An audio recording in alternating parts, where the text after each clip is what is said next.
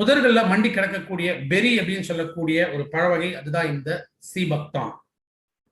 சீபக்தான்ல நம்ம உடலுக்கு தேவைப்படக்கூடிய எல்லா விதமான ஊட்டச்சத்துக்கள் அடங்கியிருக்கு. விட்டமின்ஸ் பொறுத்த வரைக்கும் vitamin K, C, A E, B complex and antioxidants, flavonoids விட்டமின்ஸ்ல இருக்கு.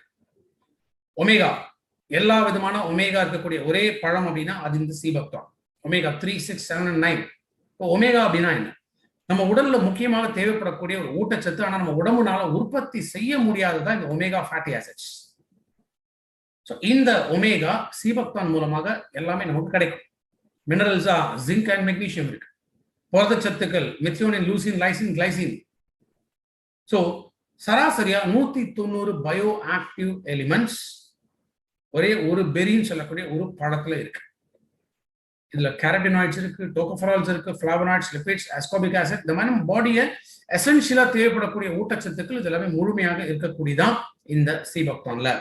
அப்ப சீபக்தான்ல இருந்து கிடைக்கக்கூடிய ஹெல்த் பெனிஃபிட்ஸ் ஒரு நாள் நல்ல ஹை எனர்ஜி லெவல்ஸ் மெயின்டைன் பண்ணணுமா, சீபக்தான் எடுங்க. கான்சென்ட்ரேஷன், படிப்புல வேலையில இந்த மாதிரி கான்சென்ட்ரேஷன் இல்லையா, சீபக்தான் பயன்படுத்து. நல்ல தூக்கம் வரல, டிஸ்டர்பன்சஸ் இருக்கா, சீபக்தான் பயன்படுத்துங்க. பாடி வெயிட்டை குறைக்கணுமா, சீபக்தான் எடுக்கலாம். செரிமான சக்தி அதிகப்படுத்தக்கூடியது சீபக்தான். சர்க்கரை நோய் இருக்கிறவங்க, இதயம் சம்பந்தப்பட்ட நோய் இருக்கிறவங்க, தைராய்டு ப்ராப்ளம், ஹைப்போ எந்த மாதிரி தைராய்டு இருந்தாலுமே தைராய்டு ப்ராப்ளம்க்கு சீபக்தான் ரெக்கமெண்ட் பண்ணலாம். ஸ்கின் ரிலேட்டட் ப்ராப்ளம் இருக்கா, சீபக்தான் ரெக்கமெண்ட் பண்ணலாம். GERD அப்படின்னு சொல்லுவோம், கேஸ்ட்ரோ ஈசோஃபேஜியல் ரிஃப்ளக்ஸ் டிசார்டர். சாப்பிட்ட உடனே கொஞ்ச நேரத்துல என்ன உணவு அப்படியே எருக்கழிச்சிட்டு வெளில வந்து ஆசிட் ரிஃப்ளக்ஸ், அப்படியே நெஞ்சு ஃபுல் எரிச்சல் இருந்துட்டே.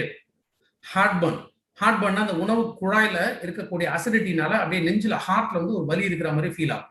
இதான் உணவு குழாய் சம்பந்தப்பட்ட விஷயங்கள். இந்த ப்ராப்ளம்காக சீபக்தான் எடுத்துட்டு வரலாம். ஸோ சீபக்தான் ஒரு நாளைக்கு 2 கேப்சூல் சாப்பிட்ட பிறகு எடுத்துட்டு வரலாம்.